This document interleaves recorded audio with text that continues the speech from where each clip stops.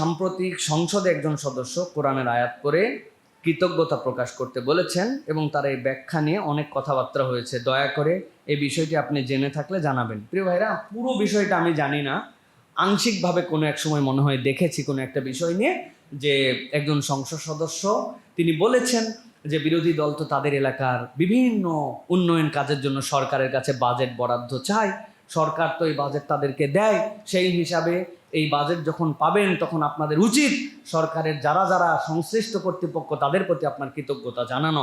এটার জন্য কোরআনুল কারীমের আয়াত লা ইন শাকারতুম লাযীদান্নাকুম ওয়া লা ইন কাফারতুম ইন আযাবি লাশাদীদ। প্রথমত কথা হচ্ছে কোরআনুল কারীমের এই নসটা নির্ধারিত একটা প্রেক্ষাপটে এসেছে। মূসা আলাইহিস সালামের কওমকে আল্লাহ মুক্তি দেওয়ার পরে আল্লাহ তাদেরকে বলেছিলেন তোমরা কৃতজ্ঞ হও আল্লাহর প্রতি। সুতরাং এই কৃতজ্ঞতা আল্লাহর প্রতি হওয়ার জন্য খাস নির্দেশনা। কিন্তু মানুষের জন্য যে কৃতজ্ঞ হতে হবে এটা রাসূলুল্লাহ সাল্লাল্লাহু আলাইহি ওয়াসাল্লাম কিন্তু ভিন্ন জায়গায় বলেছেন। নবী করিম সাল্লাল্লাহু আলাইহি ওয়াসাল্লাম বলেছেন মাল্লাম ইয়াশকুরিন নাস লাম ইয়াশকুরিল্লাহ। কেউ যদি মানুষের কৃতজ্ঞ না হয় প্রকৃতার্থে আল্লাহর কৃতজ্ঞ হবে না। কিন্তু এখানে দুইটা জিনিস আছে। একটা হচ্ছে বুঝে না বুঝে আপনি আয়াতকে যদি এক জায়গায় প্রয়োগ করে ফেলেন তখন এইটা ভালো মুডে মানুষ গ্রহণ করে না, কারণ আল্লাহর সাথে সংশ্লিষ্ট আয়াত আল্লাহর সাথে বলতে হবে। আপনি সঠিক কথা বলেন, সঠিক রেফারেন্স দিয়ে বলেন। দ্বিতীয়ত, এখন এই এলাকার একজন কমিশনার আছেন, তার দায়িত্ব হচ্ছে এলাকার যে ময়লাগুলো আছে এই ময়লাগুলো সাফ করবে, এই প্রতিশ্রুতি দিয়ে তিনি আসছে। এলাকার ম্যানহোলগুলোর মধ্যে ময়লা হয়ে গেলে তুলবে, এই প্রতিশ্রুতি এবং দেখার জন্য তাকে নির্বাচিত করা হয়েছে। এলাকায় মশামাছি হলে সে ওষুধ দিবে, এই দায়িত্ব দেওয়ার জন্য তাকে দেওয়া হয়েছে। দায়িত্ব পালন করছে, আপনি থ্যাংক ইউ বলছেন, আলহামদুলিল্লাহ, কিন্তু উনি এটা প্রত্যাশা করতে পারবে না মশা মারার ওষুধ দিলাম, থ্যাংক ইউ বল, থ্যাংক ইউ বল। তোর দায়িত্ব, তুই এই দায়িত্ব নিয়ে আসছিস। সুতরাং লেভেলটা আপনাকে বুঝতে হবে। আপনি আপনার বাপের টাকা দিয়া সরকারি বা বিরোধী দলের এলাকার উন্নয়ন করতেছেন, এটা সরকারের নির্ধারিত জনগণের ফান্ডিং, সেটা ডিস্ট্রিবিউট করার জন্য তাদের দায়িত্ব দেওয়া হয়েছে। এখন আমাদের সমস্যা হয়েছে কি, সব জায়গায় কিছু চাটুকর থাকে এবং বাঁশের থেকে কঞ্চি বড় হয়, ঠিক কিনা ভাই? উনি চিন্তা করছে এই কথা বললে আমার পিএম তো আমার দিকে সুনজর দেবে। এই পিএম সেই পিএম না, আপনি আন্দাজি দালালি করেন না। উনি বুদ্ধি খাটায় লোকজন, ওনার আশপাশে কিছু শিক্ষিত মানুষজন আছে, তাদের পরামর্শ করে চলে। সুতরাং হুদামিচা আপনি কোরআনের আয়াত এক জায়গায় সেট করবেন কেন? তবে অলওভার বলবো যে মানুষের প্রতি কৃতজ্ঞ হলে ভালো। আপনি যদি বরাদ্দ পান, আপনার কৃতজ্ঞ হলে সমস্যা কোথায়? আপনার সব কিছুতে বিরোধিতা করতে হবে। কে বলছে? বিরোধিতা করার জন্য তো বিরোধিতা না। যেটা ভালো সেটাকে অ্যাপ্রিসিয়েট করবেন, যেটা বিরোধিতা করার মতো উত্তম সমালোচনা দিয়ে পরিবর্তন করার জন্য চেষ্টা করতে হবে। তবে কোরআন হাদিসের আয়াত বলার সময় বুঝে সুঝে বলতে হবে। তবে আমরা তারপরেও খুশি যে সংসদে অন্তত কোরআন হাদিসের আয়াতের প্র্যাকটিস হচ্ছে অন্তত পক্ষে, ঠিক কিনা? আল্লাহ বোঝার তৌফিক দেখ। মৃত ব্যক্তির ব্যবহৃত কাপড় চোপড় বা জিনিসপত্র জীবিতরা ব্যবহার করতে পারবে কি? জি, যদি কেউ মারা যান, তার জিনিসপত্র যদি থাকে, মিরাসনামা অনুযায়ী বন্টন হবে, সেটাও কিন্তু বন্টন হবে। কেউ যদি তার অধিকার ছেড়ে দেন তাহলে অন্যরা সেটা ব্যবহার করতে পারবে, এটার ক্ষেত্রে কোনো আপত্তি নাই। এটার ক্ষেত্রে আমাদের কুসংস্কার আছে কতগুলো, এটা ব্যবহার করলে হে হবে সে হবে, এগুলো সব দান করে দিতে হবে না। সকলে মিলে যদি দান করে দিতে পারবে, পড়তে চাইলে পড়তে পারবে, রাখতে চাইলে রাখতে চাইবে। আমার দাদা যখন ইন্তেকাল করছে, আমি তার বড় নাতি, ওসিয়ত করে গেছে আমার গায়ের শালটা আমার নাতিকে দিবে। এখনো আমি আমার দাদার শাল রাখছি, মাঝে মাঝে পরি। সুতরাং এটা কোনো সমস্যা নাই, এটাতে শরীয়তের কোনো বাধা নাই। আবার আপনি মনে করছেন যে সোয়াবের নিয়তে সব দান করে দিব, উনি তো পড়লেনি, আমাকে আবার এটা পড়তে হবে কেন, উনি সোয়াব পাক, সেটাও করতে পারবেন। এক্ষেত্রে শরীয়তের কোনো বিধিনিষেধ আপনার জন্য আলাদা করে দেওয়া নাই। হুজুর শুনেছি জুম্মার দিনে হেঁটে হেঁটে মসজিদে আসলে নাকি প্রতি কদমে কদমে সোয়াব পাওয়া যায়। আমরা ইউটিউবাররা অনেক দূর থেকে আসি, রেকর্ড করি, কিন্তু আমরা তো পায়ে হেঁটে আসতে পারি না, আমাদের কি আল্লাহ সোয়াব দিবেন না? মাশাআল্লাহ, তাদের জানার আগ্রহ, এইটা ভালো একটা দিক। প্রিয় ভাইরা, রাসূলুল্লাহ সাল্লাল্লাহু আলাইহি ওয়াসাল্লাম বলেছেন জুমার দিনে বান্দা যখন হেঁটে আসে প্রত্যেক কদমে তার সোয়াব হয়। সবার আগে আসলে একটা উট আল্লাহ রাস্তায় কুরবানি দিলে যে সোয়াব, ফেরেশতা তার আমল নামা এটা লিখে ফেলেন, সুবহানাল্লাহ। আর সর্বশেষ যারা রাস্তায় আসেন একবারে 1:45, এনাদের জন্য দপ্তর বন্ধ করে দেওয়া হয়। আর নতুন কিছু নেই, ডিম দিতে দিতে দিতে দিতে একবারে শেষ, খতিব উঠে গেছে আর নাই, ওনারা দড়ি পরিমরি করে আসেন।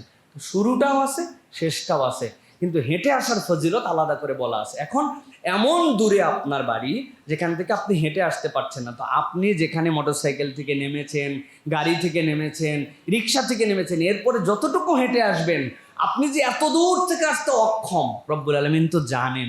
ওই রিক্সার চাকা ঘুরবে, ওই মোটরসাইকেলের চাকা ঘুরবে, আল্লাহ চাইলে ওইটাকে কদম হিসাব করে আপনাকে সওয়াব দান করে দেবেন। আর যাদের আমাদের বাড়ির কাছে আছে, আমরা একটু হেঁটে আসলাম, আল্লাহ রাব্বুল আমিন এইটুকু আমাদের জন্য সওয়াব দান করবেন।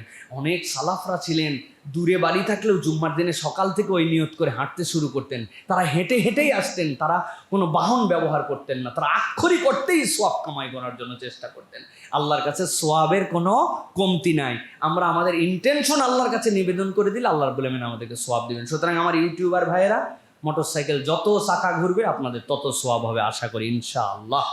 বোন প্রশ্ন করেছেন, অজু করতে করতে আমার তরকারি চুলায় আছে, পুড়ে যাচ্ছে, তাই দেখে দৌড়ে গিয়ে ঠিকঠাক করে এসে আবার মাথা মসে করি এবং পা ধুই, কিন্তু পরক্ষণেই মনে হয় নামাজের পরে আমার এই মাথা মসে এবং পা ধোয়ার আগে হাত এবং মুখ যে ধুয়েছিলাম সেগুলো শুকিয়ে গিয়েছিল।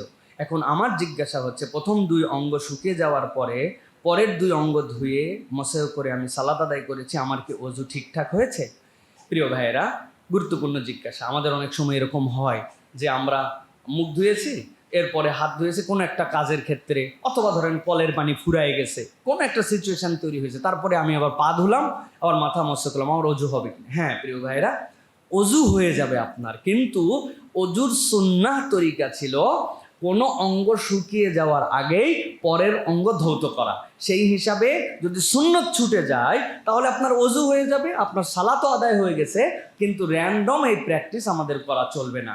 শীতের সময় এরকম অনেক মানুষ দেখছি হাতের মধ্যে তোয়ালা নিয়ে থাকে, প্রথমে মুখ ধুলো, হাত ধুলো, এরপরে হাত মুখ সুন্দর করে মুছে তারপরে আবার পা ধুচ্ছে। এইটা কিন্তু আমাদের জন্য খেলাফে সুন্নাহ। অজু হবে কিন্তু এইটা করা যাবে না। উনি ঠান্ডার থেকে বাঁচার জন্য অনেক সময় এরকম করেন, কিন্তু এক অঙ্গ ভিজা থাকা অবস্থায় আরেক অঙ্গ ধুয়ে ফেলা এটা হচ্ছে সুন্নাহ। কিন্তু এর ব্যতিক্রম যদি আপনার হয়েছে, আপনি তরকারি নিতে গেছেন, ভুলে গেছেন, আপনার অঙ্গ শুকায় গেছে, অজুর ক্ষতি হয় না, আপনার অজু আদায় হয়ে গেছে, আপনার সালাতও আদায় হয়ে গেছে ইনশাআল্লাহ। এটা দোয়া শেখায় দেয় আপনাদের জন্য। এই যে আমরা যে আমলগুলার কথা বললাম, আমরা যেন আমাদের জীবনে আমলগুলাকে কন্টিনিউ করতে পারি, আল্লাহর পক্ষ থেকে যেন সাহায্য পাই, আমাদের স্পিড যেন কমে না যায়, আমাদের অনুপ্রেরণাগুলো যেন হৃদয়ের মধ্যে সদা জাগরুক থাকে। তিনটা দোয়া রাসূলুল্লাহ সাল্লাম র্যান্ডম পড়তেন। এই তিনটা দোয়া আমাদেরকে অনুপ্রেরণা দিবে, কাজের আগ্রহ দিবে, সঠিক রাস্তায় আমাদেরকে রাখবে, নফল ইবাদতের ক্ষেত্রে আমাদেরকে উৎসাহ যোগাবে, শারীরিক মানসিক প্রবৃদ্ধি আমাদেরকে দান করবে। নবী করিম সাল্লাল্লাহু আলাইহি ওয়াসাল্লাম আল্লাহর কাছে বলতেন, আল্লাহুম্মা ইন্নী আসআলুকাল হুদা ওয়াত তুকা ওয়াল আফাফা ওয়াল গিনা। বলেন, আল্লাহুম্মা ইন্নী আসআলুকাল হুদা ওয়াত তুকা ওয়াল আফাফা ওয়াল গিনা। নবী করিম সাল্লাল্লাহু আলাইহি ওয়াসাল্লাম বলতেন, আল্লাহ আপনি আমাকে হেদায়েত দেন, আল্লাহ আপনি আমাকে তাকওয়া দেন, আল্লাহ আপনি আমাকে পবিত্রতা দেন, আর আল্লাহ আপনি আমাকে মুখাপেক্ষীহীন সমৃদ্ধি দান করেন। ওয়াল গিনা, কারো দিকে যেন মুখাপেক্ষী না হতে হয়, এরকম একটা সমৃদ্ধি আমাকে দান করেন। আল্লাহুম্মা আমিন বলেন। আল্লাহ রাব্বুল আমিন নবী আরেকটা দোয়া করতেন। সাহাবায়ে কেরাম বলতেছেন, নবীজি চলতে ফিরতে, বিশেষ করে যখন তার শেষ সময়টুকু চলে আসলো, এই দোয়া এত বেশি করতেন তার মুখ থেকে নামতো না। ইয়া মুকাল্লিবাল কুলুব সাব্বিত কলবি আলা দীনিক। হে অন্তরের পরিবর্তনকারী রব, আপনি আমাকে দ্বীনের উপরে অটল অবিচল রাখেন, আমার পা যেন পিছলায় না যায়। ইয়া মুকাল্লিবাল কুলুব সাব্বিত কলবি আলা দীনিক। আল্লাহ আমার অন্তরকে আপনার দ্বীনের উপরে রাখেন। আল্লাহুম্মা আমিন। এটা বেশি বেশি বলবো আমরা। ইয়া মুকাল্লিবাল কুলুব সাব্বিত কলবি আলা দীনিক। অন্তরের মধ্যেই শয়তান ধোঁকা দেয়, বিপদটা ওই জায়গায় হয়ে যায়। 3 নম্বর যেটা, আল্লাহুম্মা আইন্নি আলা যিকরিকা ওয়া শুকরিকা ওয়া হুসনি ইবাদাতিক। সুবহানাল্লাহ, অনেক বিউটিফুল দোয়া। বলেন, আল্লাহুম্মা আইন্নি আলা যিকরিকা ওয়া শুকরিকা ওয়া হুসনি ইবাদাতিক। আল্লাহ আপনার জিকিরকারী বান্দা হতে চায়, শুকরকারী বান্দা হতে চায়। আল্লাহ ওয়া হুসনি ইবাদাতিক, সুন্দর ইবাদতকারী বান্দা হতে চাই, এই তৌফিকটা আমাকে দান করো। সুবহানাল্লাহ। পারবো না ইনশাআল্লাহ? জানা দোয়া, এইগুলা দোয়া আমরা বেশি বেশি করার চেষ্টা করব। আর দোয়া সিলাহুল মুমিন, এটা হচ্ছে মুমিনের জন্য ঢাল স্বরূপ। আল্লাহ রাব্বুল আমিন এর দ্বারা মুমিনকে শয়তানের ওয়াসওয়াসা থেকে, বিপদ আপদ থেকে আল্লাহ রাব্বুল আমিন রক্ষা করে দেন। আল্লাহ আমাদেরকে অধিক দোয়াকারী বান্দা হিসেবে কবুল করে নেন। সুবহানাকাল্লাহুম্মা বিহামদিকা আশহাদু আল্লা ইলাহা ইল্লা আনতা আস্তাগফিরুকা ওয়া আতুবু ইলাইক। আসসালামু আলাইকুম ওয়া রাহমাতুল্লাহি ওয়া বারাকাতুহু।